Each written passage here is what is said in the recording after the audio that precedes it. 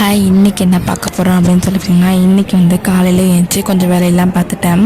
வேலையெல்லாம் பார்த்துட்டு எனக்கு வந்து 3 வயசு பையன் இருக்கான். ஸோ அவனையும் நான் கொஞ்சம் பார்த்துக்கிட்டு தான் நான் வந்து படிக்கிறேன். ரொம்ப நாள் ஆச்சு படித்தேன். ஏன்னா வந்து நான் வந்து கொஞ்ச நாள் விட்டுட்டேன். சரி விட்டுட்டேன்னா பையன் பிறந்து கொஞ்ச நாள் வந்து நான் படிக்கவே இல்லை. ஃபோன் அட்டெம்ப்ட்டு கொஞ்சம் இதாக தான் இப்போ எழுதியிருந்தேன். சரி 2026 இன்னொன்று வந்து வருது. ஸோ அதுலையாவது நம்ம அச்சீவ் பண்ணணும் அப்படிங்கிறதுனால நெக்ஸ்ட் நம்ம படிக்க ஆரம்பிக்கணும் அப்படின்னு சொல்லி நான் இதை எடுத்து வச்சுருக்கேன். ஸோ நான் ஆல்ரெடி சிலபஸ்லாம் எடுத்து வச்சுருந்தேன்.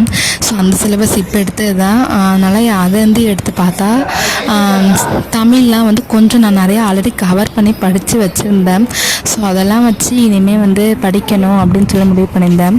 ஸோ அதில் சிலபஸ் வந்து பார்த்திங்கன்னா அந்த கலைச்சொற்கள்லாம் நான் ஆல்ரெடி படிச்சிருந்தேன். சரி, ஆனால் அதில் 10 கொஷின் வருது. ஸோ அதெல்லாம் வந்து ஃபுல்லாக கவர் பண்ணணும் அப்படின்னு வந்து நான் வந்து மைண்ட் பண்ணி வச்சுருக்கேன். ஃபஸ்ட்டு நாளைக்கு அதை முடிக்கணும், இன்றைக்கி ஈவினிங் நைட்டு இதை முடிக்கணும் அப்படின்ட்டு ஒரு டைம் டேபிள் போட்டு ஸோ அந்த மாதிரி படிக்கணும் அப்படின்ட்டு ஒரு ஐடியாவில் நான் இருக்கேன்.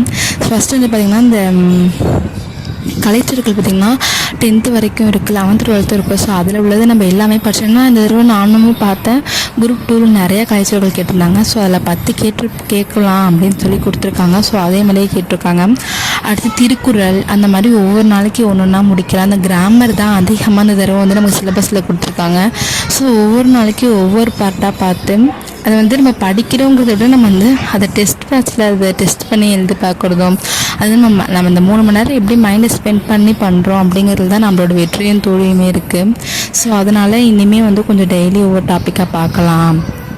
நான் எல்லாமே ஆல்ரெடி படித்தது தான். எனக்கு அந்த அளவுக்கு ஒரு மைண்டில் ஞாபகம் இருக்கிற மாதிரியும் இருக்குது. ஸோ ஆங்கில புரட்சிக்கு தேவையான அந்த இது, டெல்லி சுல்தானியம், குப்தர்கள், இது எல்லாமே நான் ஹிஸ்ட்ரியில் நல்லா படித்தேன். ஐஎன்எம்மே நான் ஓரளவு நிறையா படித்து வச்சுருந்தேன். ஸோ இனிமேல் வந்து டெய்லி வந்து ஸ்டார்ட் பண்ணுவோம் அப்படின்ற ஒரு ஐடியாவில் இருக்கேன். இனிமேல் வந்து நான் ஒவ்வொரு டாப்பிக்காக வந்து படிக்கலாம் அப்படின்னு இருக்கேன். இனிமேல் படிக்கலாம்னு இருக்கேன். தேங்க்யூ.